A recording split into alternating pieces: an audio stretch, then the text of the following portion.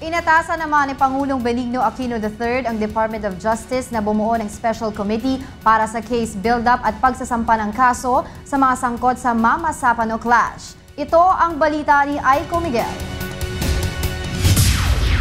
Pinabulaanan ni Secretary Laila De Lima ang mga napapabalitang mayroon ng mga sasampahan ng kaso sa grupo ng MILF at BIFF na sangkot sa Mama Sapano Clash.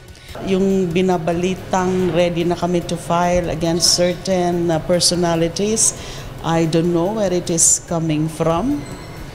Dahil nga mag-uusap pa lang kami with the BOI, with the PNP. Ayon kay De Lima, maaaring may hawak na ang Board of Inquiry ng listahan ng mga pangalan, subalit wala pang ibinibigay sa kanyang tanggapan. Samantala, inatasan ni Pangulong Aquino ang Department of Justice na bumuo ng Special Committee para sa case build-up at pagsasampa ng kaso sa mga sangkot at responsable sa Mama Sapano encounter.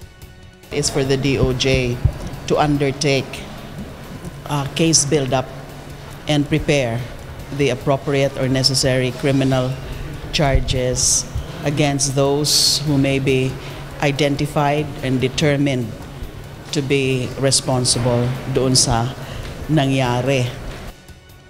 Kasama ng DOJ ang National Prosecution Service o NPS at National Bureau of Investigation sa Special Committee na pamamahalaan mismo ni Secretary Laila De Lima upang maihanda ang mga posibleng kaso na pwedeng isampa sa mga sangkot sa Mama Sapano Clash.